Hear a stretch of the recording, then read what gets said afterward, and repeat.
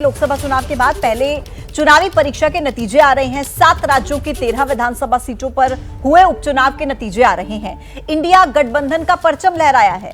अब तक 6 सीटों के नतीजे आए हैं। 3 टीएमसी, 1 कांग्रेस, 1 आम आदमी पार्टी और 1 सीट पर बीजेपी ने जीत दर्ज कर ली है।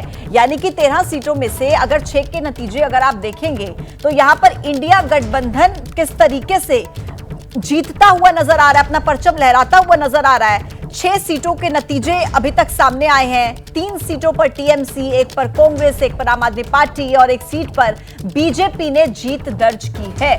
तो उपचुनाव में ये एक अच्छी खबर विपक्ष के लिए, क्योंकि जिस तरीके से लोकसभा चुनाव के बाद इसे परीक्षा के नतीजे कहा जा रहा था कि पहली परीक्षा है और 7 राज्यों की 13 विधानसभा सीटों पर 10 जुलाई को वोटिंग हुई और उसी के नतीजे अब सामने आ रहे हैं, जिनमें से 6 सीटों के नतीजे क्लियर हो चुके हैं, सामने आ चुके हैं। 3 सीटों पर टीएमसी ने जीत दर्ज की है, 1 पर कांग्रेस ने, 1 पर आम आदमी पार्टी ने और 1 सीट पर बीजेपी जीती है।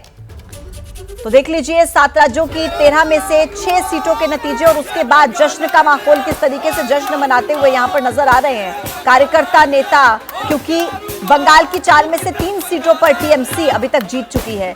इसके अलावा टोटल 6 सीटों पर अभी तक नतीजे क्लियर हो चुके हैं। रायगंज, राणाघाट, दक्षिण, बागदा में टीएमसी की जीत हुई है। ये बंगाल के नतीजे हम आपको बता रहे हैं। इसके अलावा हमीरपुर में बीजेपी और देहरा में कांग्रेस की जीत हुई है। कुल मिलाकर ये जो तस्वीरें आप देख रहे हैं, ये जश्न की तस्वीरें हैं और ये जो कार्यकर्ता है, नेता है, ये जीत का जश्न मनाते हुए आपको इन तस्वीरों में नजर आ रहे हैं। और इसी बीच एक और बड़ा अपडेट हमारे पास है। खबर ये कि पश्चिम बंगाल में विधानसभा का उपचुनाव हुआ और उसमें टीएमसी का परचम फहरा रहा है। 4 सीटों पर उपचुनाव हुए थे, जिनमें से अभी तक टीएमसी 3 सीटें जीत चुकी है। 1 सीट पर बहुत बड़ी बढ़त के साथ आगे है टीएमसी। रायगंज, राणाघाट, बागदा सीटों को तो जीत चुकी है और मानिकतला सीट पर भी टीएमसी आगे ही चल रही है। तो देखिए 4 सीटों में से 3 पर तो नतीजे क्लियर हो चुके हैं, जिनमें टीएमसी जीत चुकी है और 1 सीट पर अभी काउंटिंग जारी है और उसमें भी टीएमसी बढ़त बनाए हुए है। बंगाल की 4 में से 3 सीटों पर टीएमसी जीत चुकी है। तो देखिए तस्वीरें भी आपको दिखा रहे हैं और लगातार जो उपचुनाव के नतीजे सामने आ रहे हैं उससे आपको अपडेट कर रहे हैं कि किस तरीके से बंगाल में 4 सीटों पर जो कि उपचुनाव हुआ, उनमें से 3 सीटों पर टीएमसी की जीत क्लियर हो चुकी है। 1 सीट पर भी टीएमसी आगे चल रही है। यानी कि कुल मिलाकर यहां पर टीएमसी के लिए ये अच्छी खबर है और जश्न की तस्वीरें भी सामने आनी शुरू हो चुकी है। अब हिमाचल प्रदेश का अपडेट आपको दे दें, जहां पर 3 सीटों में से 2 के परिणाम तो आ ही चुके हैं। देहरा सीट पर कांग्रेस की उम्मीदवार सुखविंदर सिंह सुक्खू की धर्मपत्नी कमलेश ठाकुर को जीत हासिल हुई है। उन्होंने 2 बार के निर्दलीय चुनाव जीतने वाले होशियार सिंह को मात दी है। और उधर हमीरपुर में बीजेपी के उम्मीदवार आशीष शर्मा 1433 मतों से जीते हैं। तीसरी सीट नालागढ़, जहां पर कांग्रेस के उम्मीदवार आगे चल रहे हैं। तो हिमाचल प्रदेश में भी देखिए किस तरीके से 3 सीटें जिन पर उपचुनाव हुए और उसमें से 2 के परिणाम सामने हैं। देहरा सीट जो कि वीआईपी सीट है, जहां से कांग्रेस की जो उम्मीदवार हैं उन्होंने जीत यहां पर दर्ज की है। सुखविंदर सिंह सुक्खू की पत्नी कमलेश ठाकुर, उनको जीत मिली है। इनके अलावा 2 बार के जो निर्दलीय चुनाव जीते थे वहां से होशियार सिंह, उनको सुखविंदर सिंह सुक्खू की पत्नी ने मात दी है। और हमीरपुर में बीजेपी के उम्मीदवार ने जीत दर्ज की है। आशीष शर्मा उनका नाम, जिन्होंने 1433 वोटों से जीत हासिल की है। और तीसरी सीट का अगर जिक्र करें नालागढ़ का, तो वहां पर कांग्रेस के उम्मीदवार अभी आगे चल रहे हैं, लेकिन अभी नतीजे सामने नहीं आए हैं। शुरुआती रुझान सामने आने शुरू हो चुके हैं, जिनमें कांग्रेस के जो उम्मीदवार हैं वो आगे चल रहे हैं। चुनाव तो चुनौतीपूर्ण होता है, कोई चुनौती के साथ भी और उसके चुनाव के साथ भी। आप क्रेडिट किसे देंगे इस चीज का? मैं इसका क्रेडिट जनता को दूंगी जी, भाई बहनों को दूंगी, जिन्होंने कंधे से कंधा मिला के साथ दिया। अब एक ही परिवार से आप 2 सदस्य हैं जो विधानसभा पहुंच रहे हैं, किस तरह से आप देखते हैं इस सबको और क्या प्राथमिकताएं रहेंगी आपकी?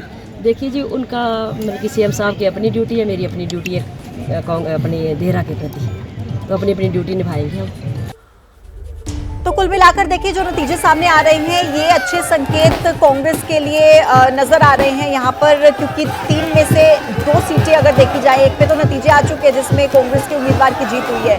दूसरी सीट पर भी कांग्रेस के उम्मीदवार ही आगे चल रहे हैं। हालांकि 1 सीट ऐसी हमीरपुर की जहां पर बीजेपी ने जीत दर्ज की है।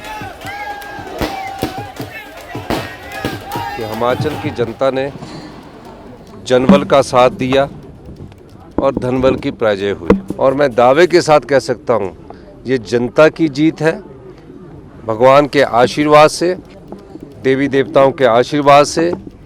जिस प्रकार का राजनीतिक षड्यंत्र जनता की सरकार को गिराने के लिए किया गया, 16 महीने से हमने जनता के हित में कार्य किए और जिस प्रकार की राजनीतिक षड्यंत्र का जवाब हिमाचल की जनता ने दिया है वो आपके सामने है। तो हिमाचल प्रदेश के मुख्यमंत्री सुखविंदर सिंह सुक्खू को आप सुन रहे थे। खुशी का माहौल है, जश्न मनाया जा रहा है और जश्न की तस्वीरें सामने आनी शुरू हो चुकी हैं। चेहरे पर खुशी, मिठाई बांटी जा रही है, सेल्फी यहाँ पर ली जा रही है, नाचते गाते हुए यहाँ पर कार्यकर्ता नजर आ रहे हैं। ये उपचुनाव के नतीजों के बाद का जश्न का माहौल है, क्योंकि उपचुनाव हुआ और जिस तरीके से नतीजे सामने आ रहे हैं तो कहीं ना कहीं ये उत्साह बढ़ाने वाला है। और ऐसे में कार्यकर्ताओं की खुशी आप इन तस्वीरों में देख सकते हैं। 2024 उपचुनाव और इसमें किस तरीके से देखिए जश्न मनाया जा रहा है, नाच गाकर, मिठाई खिलाकर। जीत के बाद पूरा सुक्खू परिवार खुश है। सीएम सुक्खू की दोनों बेटियों ने मीडिया से बात की और अपनी खुशी का इजहार किया। खुश है, बहुत ज़्यादा खुश है। देहरा के लोगों के लिए को बहुत ज़्यादा थैंक यू बोलना चाहेंगे अपनी तरफ से कि उन्होंने मेरी माता जी पे ये भरोसा रखा है अपना, और बहुत खुश है। हाँ जी, ये बहुत बड़ी जीत है ये। अब पहले पापा के लिए हम यहाँ पर खुश थे, अब मम्मा भी हमारी जीत गई है तो हमारे लिए वो भी बहुत बड़ी बात है। काफ़ी अच्छी बात है कि देहरा ने हमारे लिए क्या बोलते मम्मा को इतनी उससे जिताया है, और आगे भी देहरा के लोगों पे हमें पूरा विश्वास है वो हमें जिताएंगे आगे, तो बहुत खुशी बात है। जैसे ही घड़ी का काटा दोपहर 2:30 पे आए, बबीता जी का दिल सास बहू साजिश के लिए मचल जाए। और ये है इनकी बहू, पूरे दिन ऑफिस की टेंशन हो जाए गॉन जब ये करें अपना फेवरेट शो फ्री टाइम पे ऑन। इनकी तरह आप भी देखिए अपना फेवरेट शो अपने टाइम पर और डाउनलोड कीजिए ABP लाइव ऐप अपने स्मार्ट टीवी पर।